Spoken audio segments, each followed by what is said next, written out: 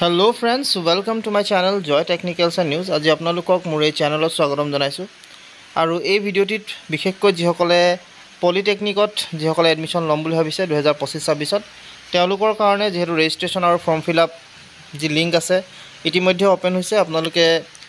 Apply কৰিব পাৰে আৰু এয়া যি ওপেন হোৱা দিন হ'ল কিছুদিন 19 তাৰিখৰ পৰা ইতিমধ্যে আপোনালোকৰ এই পৰ্টেলটো ওপেন হৈ আছে আৰু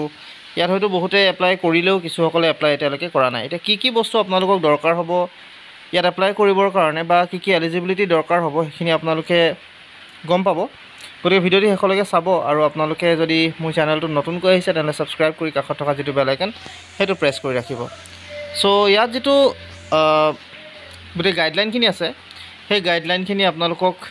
মই ক'বলৈ চেষ্টা কৰিম আপোনালোকে সেই গাইডলাইনখিনি চোৱাৰ লগে লগে হয়তো আপোনালোকে গম পাব যে কি ডিটেইলছ বা কি ডাটা আপোনালোকক দৰকাৰ হ'ব বা কি কথা আপোনালোকক প্ৰয়োজন হ'ব প্ৰথমতে আপোনালোকক যেটো ইম্পৰ্টেন্ট ইনফৰমেশন আসলতে দিবলৈ গৈ আছো মই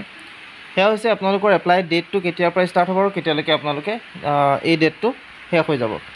আপোনালোকৰ যি এপ্লাই ডেট আছে সেই এটো হৈছে ইনফৰমেশন ব্ৰচাৰখন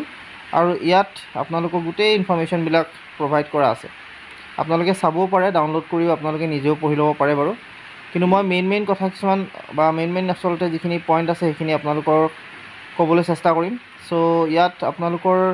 বহুতৰে ইন্টাৰেষ্ট বেলেগ সাবজেক্টত থাকিব পাৰে গতিকে আপোনালোকে হেয়া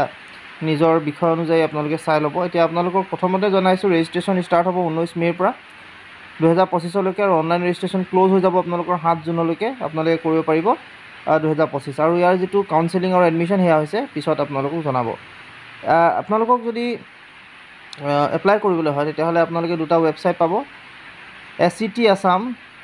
cetassam.com আৰু হৈছে dt.assam.gov.in এই দুটা ওয়েবসাইট আপোনালোকে কৰিব পাৰে এলিজিবিলিটি আপোনালোকক বা কি এডমিশন কিমান কি ফিজ হ'ব এটি কিমান পৰিব হেতু আপোনালোকৰ application will have to pay the registration fees 300 টকা আপোনালোকৰ 300 টকা ৰেজিষ্ট্ৰেচন ফিজ হিচাপে দিব লাগিব তাৰ পিছত আপোনালোকে কৈছে the candidate have to visit the allotted institution with the required original documents for physical verification only on the first allotment হোৱাৰ লগে আপোনালোকে ডকুমেন্টছ বিলাক লৈ যাব লাগিব তাৰ পিছত আপোনালোকে এডমিশন ফিজ দিব লাগিব অৰিজিনাল ডকুমেন্ট বিলাক লৈ যাব লাগিব আৰু 4700 টকা আপোনালোকৰ আসলতে tuition fees except for tuition fees every category including examination fees hostel fees and mess dues 4700 টকা আপোনালোকক দৰকাৰ হ'ব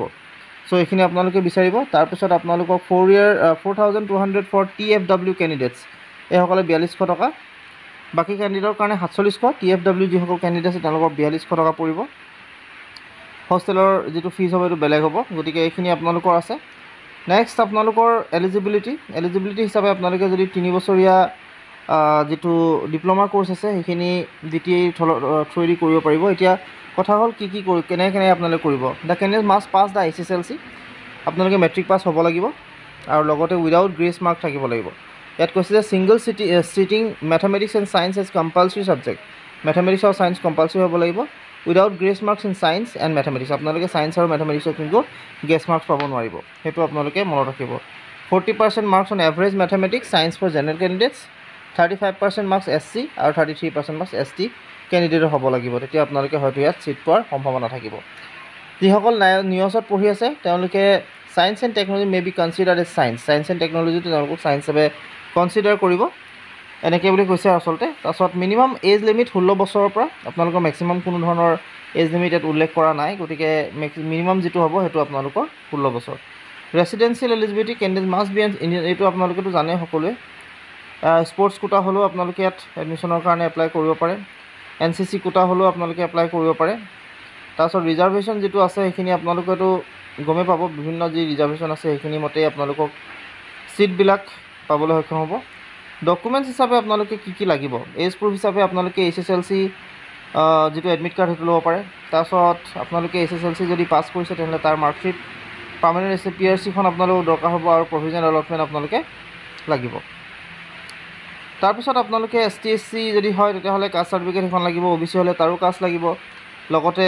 নন ক্ৰিমি লেয়াৰ কিন্তু সাৰ্টিফিকেট বিচাৰিছে দেই ইয়াত আপোনালোকে হেতু মন কৰিব তাৰ পৰা আপোনালোকে ৰিটায়াৰ্ড যদি কিবা হয় তেওঁলোকৰ ডকুমেন্টস চাবে এইকেইটা আপোনালোকক দৰকাৰ হ'ব তাৰ পৰা আপোনালোকক কি বিচাৰিছে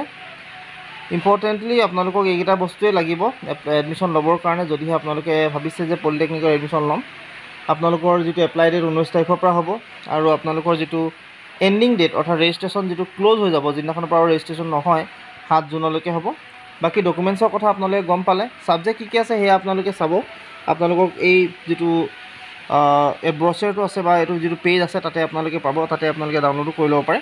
এডমিশ্যন কৰিবৰ কাৰণে যিটো এপ্লাই কেনেকৈ কৰিব সেইটো আপোনালোকে চাওক। ইয়াত registration and form fill up বুলি লেখা আছে। ইয়াত আপোনালোকে নেক্সটত যাবগৈ, আপোনালোকৰ এই পেজটো খোল খাব যিটো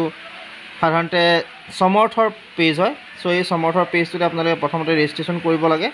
আৰু তাৰপিছত আপোনালোকে বাকী যিখিনি আছে সেইখিনি আপোনালোকে কৰিব পাৰিব। ইয়াতে আপোনালোকে প্ৰথমতে নিউ ৰেজিষ্ট্ৰেশ্যনত যাব। নিউ ৰেজিষ্ট্ৰেশ্যনত যোৱাৰ লগে লগে আপোনালোকে ইয়াত সম্পূৰ্ণ ডিটেইলছখিনি ভৰাব ইয়াত।